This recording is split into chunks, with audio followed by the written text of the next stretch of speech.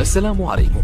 لا تنسوا الاعجاب بالفيديو والاشتراك في القناة تشجيعا لنا لنستمر بنشر المزيد إن شاء الله. السلام عليكم ورحمة الله وبركاته. اللهم صل وسلم وبارك على سيدنا محمد وعلى آله وصحبه أجمعين. إن شاء الله النهاردة جايلكم بطريقة عمل العدس، الأكلة الشتوية المعروفة، أكلة مصرية وشعبية وحلوة جدا جدا. أتمنى الله تعجبكم وتنال رضاكم. تعالوا يلا بينا أقول لكم إيه هي المكونات بتاعتنا. أنا هنا كان معايا نص كيلو من العدس، كنت نقعاه قبلها بالظبط ب4 ساعات. طبعا كنت مغسلاه كويس ونقعاه ومنقياه، وبعد كده رحت نقعته.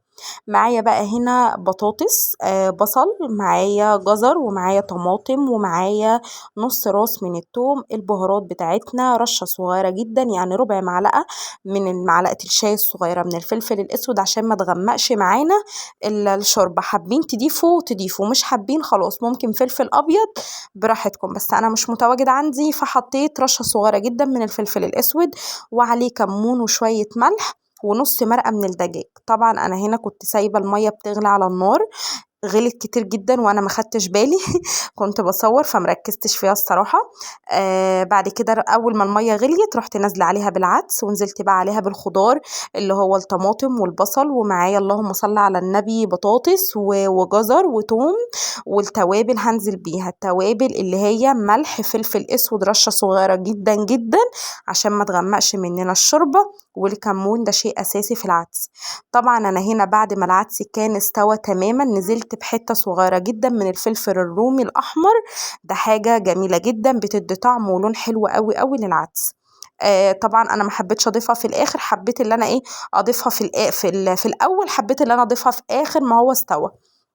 وطبعا هنا بقى معايا فصين 2 من التوم دقاهم. هنزل هنا بالشعرية، حطيت السمنة على النار، هنزل هنا بقى بالشعرية هسيبها تاخد لون حلو. وطبعا العدس معانا كان اتضرب، اول ما العدس يتضرب في الخلاط بسيبه يهدى شوية بروح ضرباه في الخلاط. حسب بقى ما انتوا عايزينه تقيل، عايزينه خفيف، زي ما انتوا تكونوا حابين. انا طبعا بحبه تقيل عشان انا هعمله فتة، مش هنغمزه كده، مش هيكون زي الشوربة يعني. طبعا هو كده ده السمك بتاعه. طبعا بعد هنا هو اتضرب في الخلاط، سبته شوية على النار ورحت نازلة عليه بالشعرية بعد ما أخدت لون الذهبي. معايا حتة سمنة تاني صغيرة دي هنا بقى للبصلاية. هحط الفصين التوم اللي أنا كنت دقاهم، وبعد كده هنزل عليها اللهم صل على النبي بالكزبرة، معلقة صغيرة من الكزبرة. بس في غلط أنا هنا غلطته، خليت الكزبرة خدت لون ذهبي غامق شوية. طبعا جيت حطيتها على العدس، حسيت ان العدس فيه نقط كده صغننة قوي مش باينة قوي، يعني للي يركز باينة، للي يركز مش باينة، للي ما يركز يعني اللي ياكل ده كده على طول مش هياخد باله، لكن للي هيركز هيلاقي فيه حبيبات صغننة جدا جدا جدا لونها مغمق شوية، دي انا ما حبيتهاش. فالاحسن اللي احنا ناخد بالنا لما نيجي نعمل طشة الفتة ديت يكون بس الكزبرة ما تاخدش مننا اللون مغمق، ولا هي ولا البصلايه. بس الحمد لله كان العدس والبصل والثوم ما كانوش الحمد لله مرروا مني، كانوا حلوين جدا جدا. هي بس المشكله اللي انا اخطأت فيها ديت الكزبره، حتى هي باينه قدامكم اهي، خدت مني لون شويه لاني سبتها وكنت بعمل حاجه فما ركزتش فيها الصراحه. طبعا انا هنا بعد ما هو استوى، وبعد ما العدس وبعد ما الشعريه استوت في قلب العدس، نزلت عليها بالبصله، هسيبها بقى شويه كده.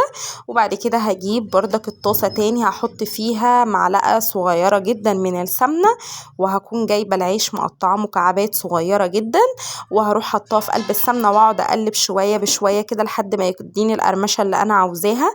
حابين تعملوه في الفرن براحتكم، حابين تجيبوه من بره يكون ناشف بردك براحتكم، بس انا بحب اعمله انا كده في البيت سواء للفته او للعدس. طبعا مقطعه مكعبات صغننه كده زي ما انتم شايفين عشان ما يكونش كبير قوي لما نيجي ناكله يعني. طبعا انا هنا بحب اللي انا بقى اعمل طشه كده توم والعيش بيتحمص، بحب انزل عليه اللهم صل على النبي بمعلقه من التوم صغيره وعليها شويه كزبره.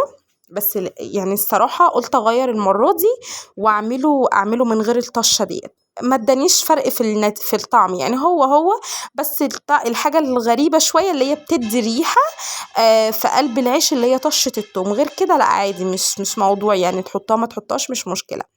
طبعا هو كان خد معايا اللون اللي انا عاوزاه العيش، واداني القرمشه اللي انا عاوزاها، شلته عشان بس ما يتحرقش مني.